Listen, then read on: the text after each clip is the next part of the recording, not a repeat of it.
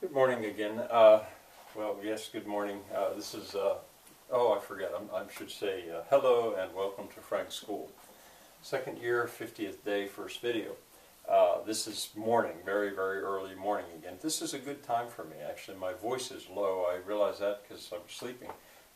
And the light is getting better. Well, let's see what I can do with this. First of all, the wild side. I had this piece of wood. I was showing you this piece of wood. I look back at my videos. And here's the wild side, and there's the side I've worked.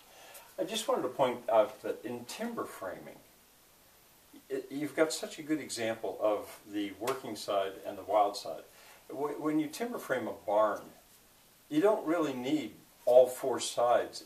You don't need your material to be sized precisely. All you need is two working sides, and this can be wild.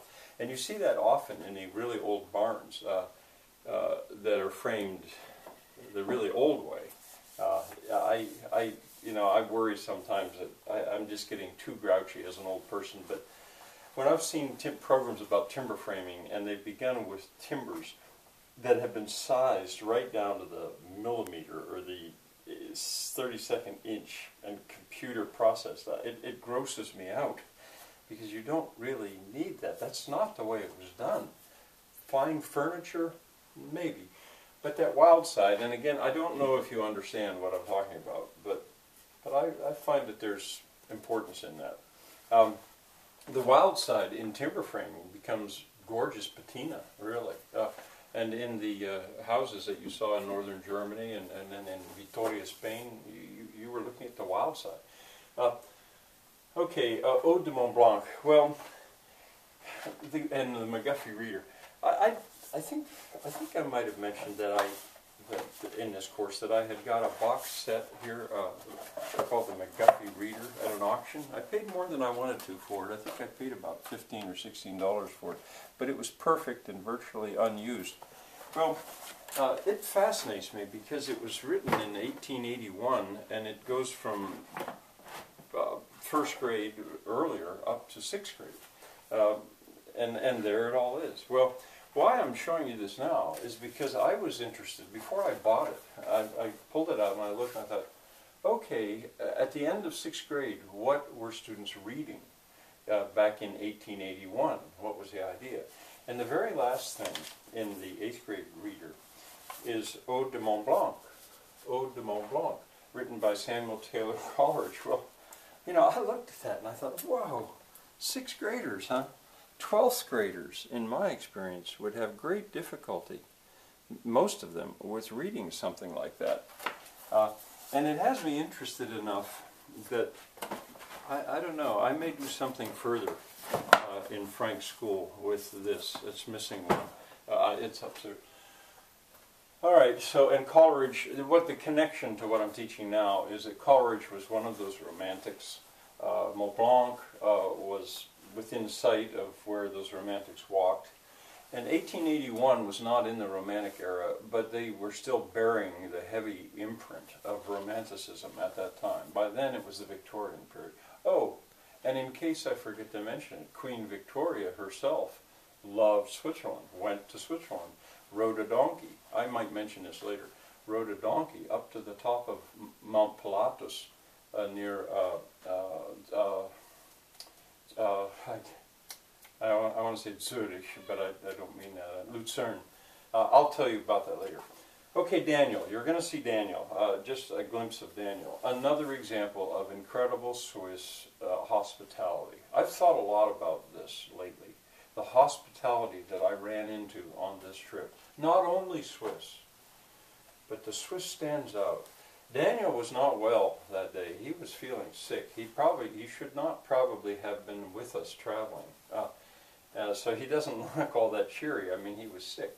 And yet he went out of his way to travel far. He's not from that part of Switzerland to meet us because he knew how much it meant to me. And, well, he wanted to see us too. Daniel lived a year with my sister near here as a foreign exchange student. He has come back 2-3 times maybe. I really say quickly in the video that he's really almost family. and yet so hospitable. You'll see, we're going to go to his home later, but he accompanied Eric and me back then the next day to his home. And you'll see more of him in tomorrow's clips, or the next time's clips. The Sudrampe, I think there's an E on it.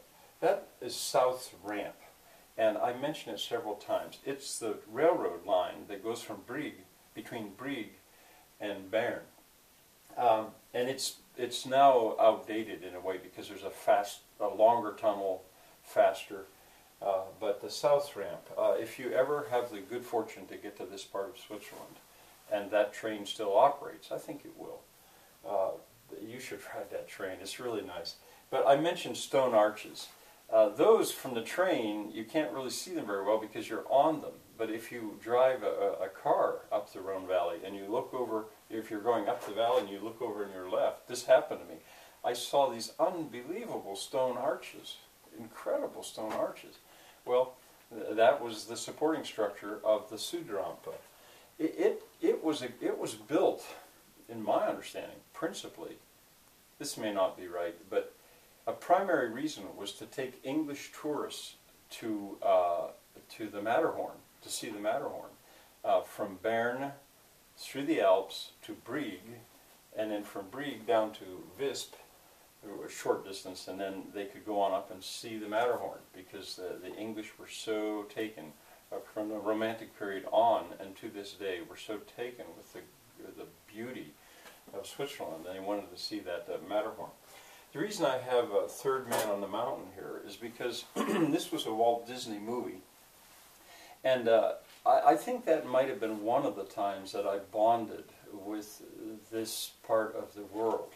I had lost I never forgot the name of it, but it was unavailable to me for the longest time. Now I finally got a new copy. I actually sort of forced my captive audience of 8th graders on a bus traveling on a field trip to watch it, whether they liked it or not. They liked it okay. They tolerated it.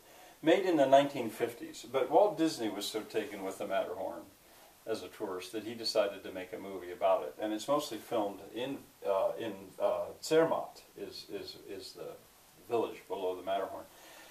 Also, though, in another place as well, but mostly at Zermatt. So I mentioned that. And Andermatt, I mentioned Andermatt. Andermatt, later I'll probably say something more about that. That's quite a ways further on, beyond Brig. Oh, I could tell you this, that I had thought about going that route. I had tried, because that would have taken me into the part of Switzerland where they speak Rhaeto-Romanisch, a form of a leftover form of Latin, really. Very few people in Switzerland speak it, but I had wanted to hear it. Arched pause. What I mean by that is about the second or third time that I say arched in the video clips that you're going to see, if you pause it right there, you'll be able to see the stone arches in the distance that I'm talking about that support the Sudrampe railroad. And then I guess finally, the Massaweg, Weg means way or path, that is our destination. And the next time you will see a slideshow from Erica's stills of us going along the Massaweg. This is Abyss. And I'll tell you more about that in the next time. My camera had by this time run out of battery and run out of memory. I couldn't use it. And I'll tell you more about that next time. So I guess that's enough for today, or at least this time. I hope to see you next time.